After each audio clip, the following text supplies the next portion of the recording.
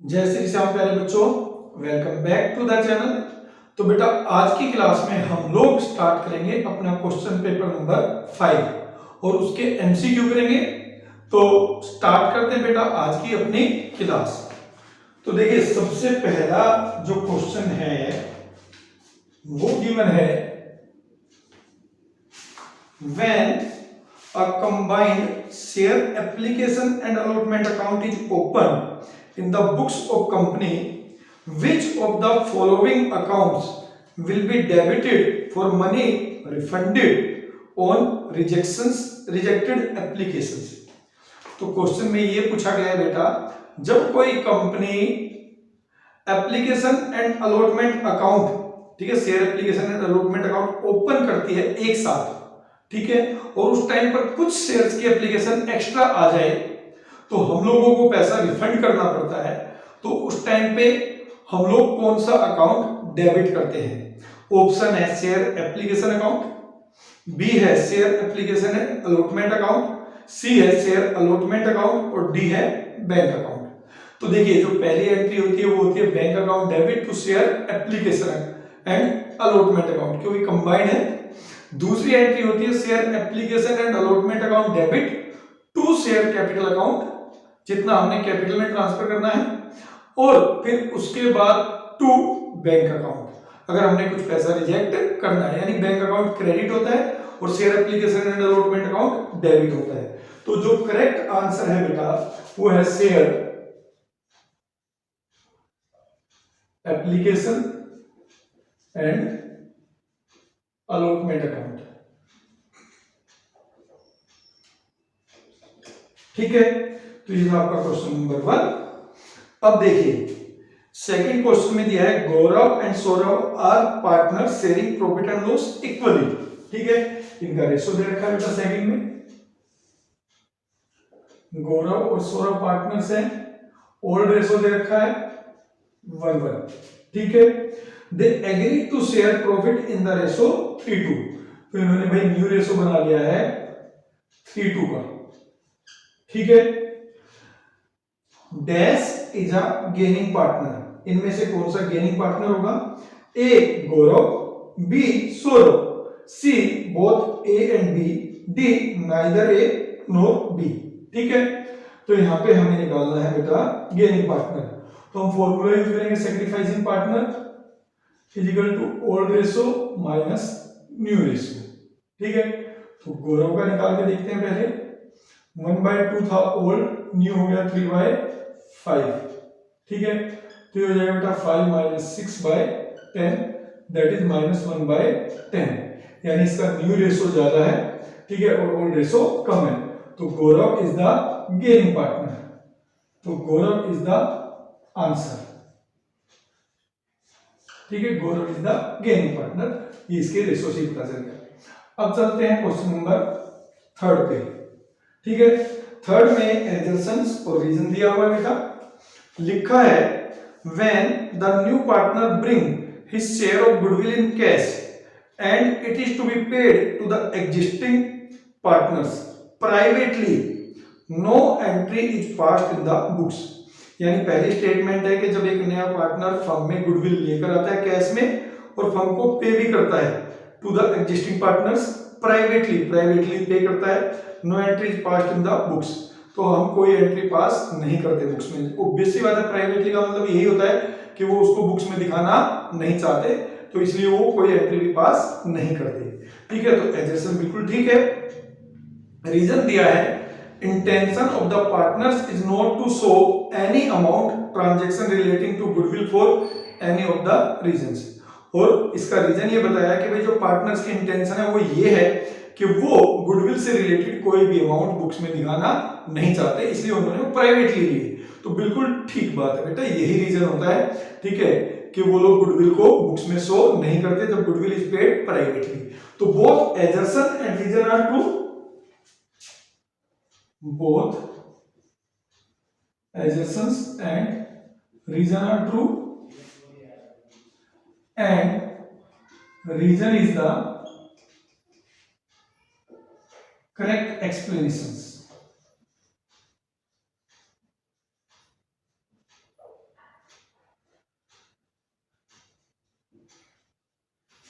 Of assertions. ठीक है, तो ये आपका आंसर होगा थर्ड का जो फर्स्ट पार्ट है उसमें। अब इसमें और में भी दे रखा है बेटा, देखिए और में क्या दिया है, which of the following statement are correct, इनमें से कौन सी स्टेटमेंट करेक्ट है। पहला, liability of a partner for act of the firm is unlimited, कि किसी भी पार्टनर्स की जो लायबिलिटी है किसी भी एक्ट के लिए वो अनलिमिटेड होती है अगर फर्म का कोई एक्ट है। सेकेंड है, private state of a partner can also be used for paying the debts of the firm. ये बात भी बिल्कुल ठीक है बेटा, अगर फर्म डिसॉल्व होती है और फर्म की जो असेट्स है वो फर्म की लायबिलिटी पे नहीं कर सकती, तो जो पार्टनर है उसकी असेट्स को फर्म यूज कर सकती है after paying personal liabilities of the partners. उसकी जो पर्सनल असेट्स है वो फर्म यूज कर सकती है टू पे the debts of the firms. Each partner is liable jointly with all the partners and also severally to the third party for all the acts of the firm done while he is a partner। कि हर partner jointly liable है बेटा, ठीक है, किसके लिए, with all other partners and also severally to the third party, और साथ साथ जो थर्ड पार्टी है उसके लिए for all the acts of the firm done, उन सब काम के लिए जो फर्म ने किए हैं while he is a partner. तो ये बात भी बिल्कुल ठीक है। फिर लिखा है fourth, liability of a partner is limited to the extent of his capital contribution, कि एक पार्टनर की लायबिलिटी केवल उसकी कैपिटल तक ही कन्फाइंड है, सीमित है, तो ये बिल्कुल गलत है। ठीक है, तो इसमें जो फर्स्ट स्टेटमेंट है liability of partner for act of the firm is unlimited, ये भी ठीक है, सेकंड भी ठीक है, प्राइवेट स्टेट भी यूज की जा सकती है, और थर्ड भी ठीक है। तो इसमें ऑप्शन ए दिया है ओनली थर्ड, ऑप्शन बी दिया है फर्स्ट और सेकंड, ऑप्शन सी दिया है first second and third, option D दिया है first second third and fourth. तो correct answer is first second and third. Correct answer is first second and third. ठीक है, तो ये आपका क्वेश्चन नंबर थर्ड हो गया बेटा। ठीक है, अब देखिए क्वेश्चन नंबर फोर्थ में लिखा है, if super profit are 15,500 and the rate of return is 10%, state the value of goodwill on the basis of capitalization the super profit. Option given है A ₹1,55,000, option B 15,500, option C 1,550, option D none of these. ठीक है, तो देखिए इसमें क्या दिया है, सबसे पहले सुपर प्रॉफिट गिवन है बेटा, that is 15,500, normal rate of return given है दैट इज 10%। ठीक है, कैपिटलाइजेशन ऑफ सुपर प्रॉफिट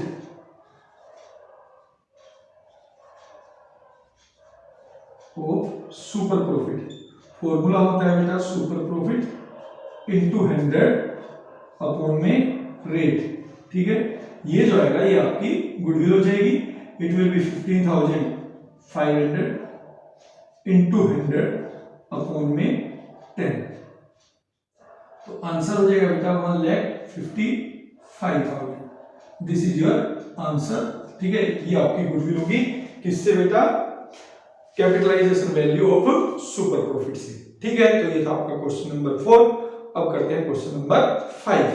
तो बेटा क्वेश्चन नंबर 5 है, unrecorded liability when paid on dissolution of a firm is debited to, यानी जब एक फर्म डिसॉल्व होती है तो जो भी अनरिकॉर्डेड लायबिलिटी है, ठीक है, वो किस अकाउंट में डेबिट की जाती है जब उसको पे करना है। ऑप्शन ए है रियलाइजेशन अकाउंट, ऑप्शन बी है partners capital account, option C है लायबिलिटीज अकाउंट, और ऑप्शन डी है नन ऑफ दीज। ठीक है, तो यहां पर जो आंसर होगा बेटा वो आंसर होगा रियलाइजेशन अकाउंट। देखिए अनरिकॉर्डेड लायबिलिटी नहीं, रिकॉर्डेड लायबिलिटी हो तो भी, कोई एक्सपेंसेस हो डिसॉल्यूशन के वो भी, जितने भी खर्चे हैं, ठीक है, जो फर्म को पे करने हैं वो सब रियलाइजेशन अकाउंट से ही डेबिट होते हैं, वही बनता है इसमें। ठीक है, अब इसी में एक और भी दे रखा है बेटा, 5वें में और का क्वेश्चन भी है, ऑप्शन भी है, interest on drawing is dash to retiring partners capital account. Interest on drawing retiring partners के कैपिटल अकाउंट में होगा A debit, B credit, C both A and B, D neither A nor B। तो interest on drawing बेटा firm charge करती है partner से। Partner जब firm का पैसा पर्सनल यूज के लिए विड्रॉ कर लेता तो उस पर फर्म इंटरेस्ट लेती है, क्योंकि फर्म इंटरेस्ट ऑन कैपिटल देती भी है। तो यहाँ पर फर्म ले रही है और पार्टनर्स की कैपिटल को डेबिट करेगी, ठीक है। तो पार्टनर्स के कैपिटल अकाउंट को क्या करेगी बेटा, डेबिट करेगी, क्योंकि पार्टनर्स की कैपिटल अकाउंट को डेबिट करने का मतलब है कि फर्म ने पार्टनर से चार्ज किया, यानी फर्म ने पार्टनर से अमाउंट लिया है, तो उससे पार्टनर्स की कैपिटल डेबिट होती है। तो जो भी चीजें पार्टनर्स की कैपिटल को घटाता है वो सब डेबिट साइड में आता है, और इंटरेस्ट ऑन ड्रॉइंग कैपिटल को घटाता है, ठीक है। अब इसके बाद क्वेश्चन नंबर 6 है, ऑन रिटायरमेंट और death of a partner retiring या deceased partner capital account will be credited with. किसी पार्टनर की रिटायरमेंट हो या उसकी डेथ हो जाए तो रिटायरिंग या डिसीज पार्टनर का जो कैपिटल अकाउंट बनेगा उसमें क्रेडिट अकाउंट, क्रेडिट साइड में क्या क्या जाएगा ये बताना है। ऑप्शन ए है हिज शेयर, हिज और her share of goodwill. Option B है goodwill of the firm. Option C है share of goodwill of the remaining partners, ठीक है। ऑप्शन डी है नन ऑफ दीज। देखिए कोई भी पार्टनर जब रिटायर होता है या उसकी डेथ होती है, ठीक है, तो वो अपना हिस्सा वहां पर फर्म में छोड़कर जाता है, जो एंजॉय किया जाएगा बाय द रिमेनिंग पार्टनर्स। तो उनमें से जो भी गेनिंग पार्टनर होगा he will compensate the sacrificing partner, यानी रिटायरिंग या deceased partner by paying goodwill. तो जो रिमेनिंग पार्टनर है वो उसको गुडविल पे करेंगे, और रिटायरिंग पार्टनर या फिर डिसीज पार्टनर उसको वो गुडविल का हिस्सा मिलेगा तो उसकी कैपिटल बढ़ेगी, ठीक है। तो यहां पर उसका जो हिस्सा है हिज और हर शेयर ऑफ गुडविल जो उसको मिलेगा अपना हिस्सा छोड़ के जाने के बदले, वो उसकी कैपिटल अकाउंट में क्रेडिट किया जाएगा, ठीक है। दिस इज योर आंसर, ध्यान रखना आपको, राइट। अब इसके बाद देखिए 7th क्वेश्चन है। 7th क्वेश्चन में लिखा है Jamuna, Ganga and Krishna are partners, ठीक है। Krishna retire from the firm. तो एक बार लिख लेते हैं। 7th क्वेश्चन है जमुना, गंगा और कृष्णा पार्टनर से, रेशो नहीं दिया है, ठीक है। Krishna retire from the firm, Krishna retire हो रही है फर्म से, ठीक है। After making adjustment for reserve and revaluations of the assets and liabilities, balance in Krishna capital account was rupees 1,20,000। Balance of Krishna capital account ये आपको गिवन है कितना, 1,20,000, right. Jamuna and Ganga paid rupees 1,80,000 in full settlement to Krishna. Jamuna and Ganga paid कितना, 1,80,000 in full settlement of Krishna, ठीक है, to Krishna. Identify the item for which Jamuna and Ganga paid rupees 60,000 more to Krishna. तो ये जो एक बीस इसका दिखा रखा था, पे किया है 180, तो आपका बताना है कि 60,000 रुपए किस चीज का एक्स्ट्रा दिया है। ऑप्शन ए है share for goodwill, option B है share for capital, option C है कैपिटल, ऑप्शन डी है नन ऑफ दीज। तो ऑब्वियस सी बात है ये क्वेश्चन किसका बेटा, ये क्वेश्चन है हिडन गुडविल का, ठीक है, इन केस ऑफ रिटायरमेंट और डेथ, ठीक है। जितना अमाउंट उसको पे किया गया 180, ठीक है, और जितना उसका बना हुआ था किसके बाद, रिवैल्यूएशन रिजर्व के बाद 120। तो ये जो 60,000 है ये किस चीज का अमाउंट पे किया इन्होंने, गुडविल का पे किया है। ये किस चीज का पे किया है, गुडविल का अमाउंट पे किया, हिज शेयर ऑफ गुडविल। अब जो रिटायरिंग या डिसीज पार्टनर होगा वो जो अपना हिस्सा छोड़ के जाएगा तो उसके बदले उसको कितना मिलेगा, 60,000 मिलेगा, और किस चीज का, गुडविल का, ठीक है। अब यहीं पे एक क्वेश्चन और का भी है। अब और में क्या लिखा है देखिए, Amit and Balan are partners in a firm sharing profit and loss in the ratio 3:2।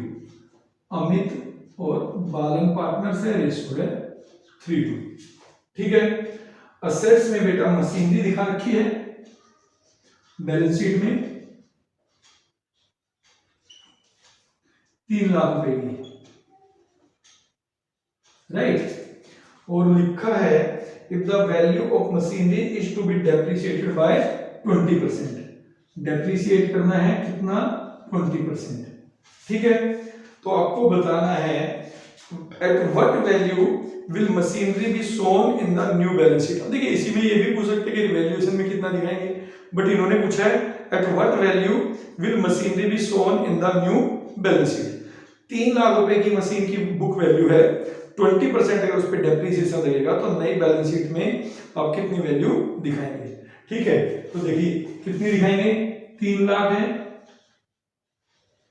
Depreciate हो गया 20% यानी 60,000, तो नई बैलेंस शीट में कितना आंसर आना चाहिए, 2,40,000 will be the answer, 2,40,000 will be the answer, ठीक है। तो इसमें ऑप्शन ए था 3,60,000, ऑप्शन बी था 2,40,000, ऑप्शन सी था 3 लाख, ऑप्शन डी था 2,60,000। तो B is the correct answer, that is 2,40,000, right. तो अब करेंगे बेटा क्वेश्चन नंबर 8। तो देखिए बेटा जो क्वेश्चन नंबर 8 है बेटा वो एडजस्टेंस और रीजंस का है। एडजस्टेंस दिया है the equity shares holder are paid dividend on the shares held by them. Equity shares holders को डिविडेंड पे किया जाता है बेटा on the shares held by them, जितने शेयर्स उनके पास होते हैं। बिल्कुल ठीक बात है, ये स्टेटमेंट बिल्कुल करेक्ट है, एडजस्टेंस इज ट्रू। तो सबसे पहले तो आपको यही देखना होता है कि एडजस्टेंस ट्रू है या नहीं, उसके बाद रीजन देखना है, ठीक है। रीजन दिया है बेटा as the equity shares holder are the owner and dividend from their earning, और डिविडेंड उनकी अर्निंग से मिलता है। नहीं बेटा देखिए इसमें इन्होंने क्या लिखा है, इन्होंने लिखा equity shares holder are paid dividend on the shares held by them, ठीक है। तो इसका रीजन क्या है कि जो शेयर्स उनके होते हैं बेटा इट शोज देयर ओनरशिप, और उसी प्रोपोर्शनेट में उनको डिविडेंड पे किया जाता है। अब नीचे लिखा है रीजन में as the equity shares holders are the owner, ये तो ये बताया कि भाई वो मालिक होते हैं, ठीक है। ये नहीं बताया उनको डिविडेंड क्यों और कैसे पे किया जाता है, ठीक है। तो इसलिए एडजस्टेंस ठीक है, रीजन भी ठीक है, but reason is not the correct explanation of एडजस्टेंस, ठीक है। तो ये जो 8 है इसका आंसर होगा बोथ एडजस्टेंस and reason are true but reason is not the correct explanations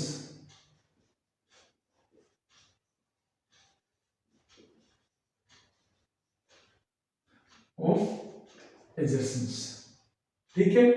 तो ये हो गया आपका 8th आंसर। अब बात करते हैं क्वेश्चन नंबर 9 की। क्वेश्चन नंबर 9 में बोला है identify the journal entry when application money of debenture is received, जब डिबेंचर्स पे एप्लीकेशन मनी आप रिसीव करते हो। ऑप्शन ए है bank account debit to debenture application account, option B है debenture application account debit to bank account, option C है debenture application account debit to debenture account, और option D है no entry, कि आप कोई entry पास नहीं करते। तो ऐसा तो खैर नहीं होता है बेटा, ठीक है। जब एप्लीकेशन मनी आएगी, ठीक है, डिबेंचर्स पे, तो कहाँ आती है, सबसे पहले आती है बैंक में, क्योंकि जब भी कोई कंपनी शेयर या डिबेंचर इशू करती है तो बेटा थ्रू प्रोस्पेक्टस इशू करती है, और उस प्रोस्पेक्टस में कंपनी एक बैंक अकाउंट नंबर देती है जिसमें बोला जाता है उन सभी लोगों को कि जो लोग इंटरेस्टेड है हमारी कंपनी में पैसा इन्वेस्ट करने के लिए, विद देयर एप्लीकेशन फॉर्म, ठीक है, जितना भी अमाउंट है एप्लीकेशन का विद एप्लीकेशन फॉर्म वो बैंक अकाउंट में जमा करा दें। तो इसलिए हमेशा पहली एंट्री जो होती है वो होती है बेटा bank account debit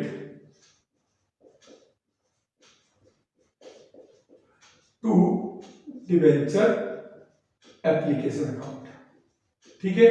this is your correct answer. अब आता है बेटा क्वेश्चन नंबर 10। ये 9th में एक बार देख लें, और तो नहीं दे रखा, पेज करते हैं, हाँ और गिवन है बेटा करेक्ट है 9th में, और वो भी किस चीज का, एडजस्टेंस और रीजन का है। एडजस्टेंस दिया है बेटा preference shares holder are given a fix rate of dividend if the company earns no profit, यानी ये कह रहे हैं कि अगर कंपनी लॉस में भी है तो भी प्रेफरेंस शेयर्स होल्डर को आप fix rate of dividend pay करोगे। अब भैया गलत बात है, ठीक है। प्रेफरेंस शेयर होल्डर कौन है?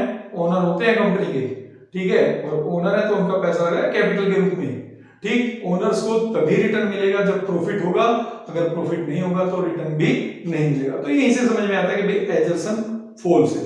अब देखिए इन चारों ऑप्शंस में एजर्सन फॉल्स वाला एक ही ऑप्शन है, वो है D, assertion is false but reason is true. इसके अलावा सब में एजर्सन ट्रू दे रखा है, तो इसका मतलब आंसर तो डी होना चाहिए, ये एजर्सन से ही समझ में आ जाएगा। अब फिर भी रीजन पढ़ लेते हैं। लिखा है preference shares have preferential right of dividend to be paid as fix amount or an amount calculated at fixed rate which may be either be free of or subject to income tax। कि जो preference shares है उनको preferential rights होता है dividend का, कि उनको एक डिविडेंड पे किया जाएगा फिक्स अमाउंट पे, ठीक है, या फिर अमाउंट जो फिक्स रेट पे आपको कैलकुलेट करना है, which may either be free or subject to income tax। तो रीजन तो ठीक है बेटा, इनको प्रेफरेंशियल राइट होता है, ठीक है। तो इसमें जो और है, और वाले में आंसर आएगा बेटा option D, that is assertions is false but reason is true. Reason इसमें सही है, ठीक है, बट एजर्सन्स फॉल्स है, ठीक है। तो ये था आपका क्वेश्चन नंबर 9। अब क्वेश्चन नंबर 10 और 11 आपको पता ही है, केस स्टडी वाला। तो देखिए केस स्टडी में क्या लिखा है, पार्थ, अंगद और लीसा पार्टनर्स हैं, sharing profit and loss in the ratio 3:1 respectively. लिख लेते हैं बेटा, ये 10th के लिए है, चलिए यहीं से लिख लेते हैं, पार्थ, अंगद एंड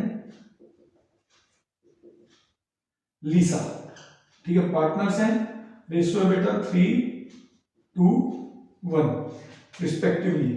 अंगद रिटायर, ठीक है, तो इसमें से अंगद रिटायर हो रहा है, right, and his claim including his capital and entitlement from the firm including his share of goodwill of the firm is rupees 50,000, ठीक है। तो उसका क्लेम यानी अंगद क्लेम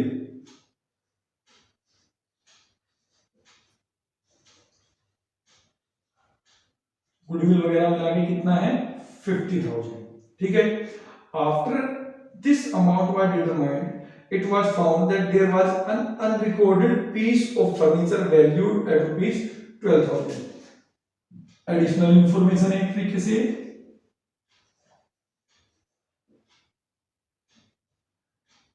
अनरिकॉर्डेड फर्नीचर है, कितने का? 12,000 का। ये सब आपने निकाल लिया, उसका कैपिटल का शेयर भी आपने निकाल लिया, तो उसके बाद पता चला कि भैया 12,000 रुपए का फर्नीचर और है जिसको अभी तक हमने रिकॉर्ड नहीं किया है, which had to be recorded, उसको रिकॉर्ड करना है। Upon recording this piece of furniture the revised amount due to Angad was determined and settled by given him this piece of furniture and the balance in cash. तो उसके बाद ये amount calculate करना है आपको, अंगद को कितना पे किया जाएगा, उसको दे दिया जाएगा पीस ऑफ फर्नीचर यानी 12,000 का फर्नीचर, और बाकी जो बचेगा वो कैश में, ठीक है। तो यहाँ पर क्वेश्चन नंबर 10 में पूछा गया है, to which account will the unrecorded piece of furniture will be adjusted in. जो अनरिकॉर्डेड फर्नीचर है उसको किस अकाउंट में आप एडजस्ट करोगे। ऑप्शन ए है Angad capital account, option B है profit and loss adjustment account, option C है रिवैल्यूएशन अकाउंट, और ऑप्शन डी है profit and loss appropriation account, ठीक है। तो यहां पर आप जो आंसर दोगे वो होगा बेटा ऑप्शन सी रिवैल्यूएशन अकाउंट, ठीक है। 10th में जो आएगा 10th का आंसर है revaluation account,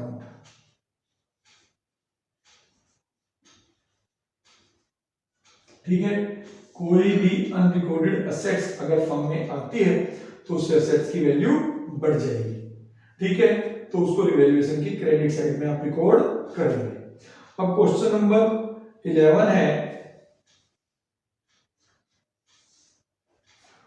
what will be the profit on revaluations. अब देखिए रिवैल्यूएशंस पे यहाँ पे केवल एक ही चीज है, रिवैल्यूएशन में हम क्या लिखते हैं, क्रेडिट साइड में असेट्स की वैल्यू का बढ़ना आफ्टर रिवैल्यूएशन या लायबिलिटीज का कम होना, या फिर कोई अनरिकॉर्डेड असेट्स, डेबिट में लिखते हैं अनरिकॉर्डेड लायबिलिटीज या लायबिलिटी का बढ़ना और असेट्स का कम होना।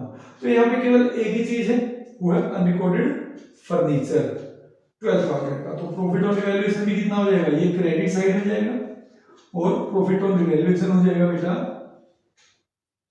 12,000। प्रॉफिट ऑन रिवैल्यूएशन हो जाएगा आपका 12,000। ठीक है बेटा, तो ये थे आपके क्वेश्चन नंबर 11। तो पार्ट 1, ठीक है, क्वेश्चन पेपर नंबर 5। तो इसमें हम 11 ही क्वेश्चन करते हैं। तो पार्ट 1 के सारे क्वेश्चंस हो गए हमारे कंप्लीट। अब मिलेंगे अपनी नेक्स्ट वीडियो में, ठीक है, तब तक के लिए जय श्री श्याम।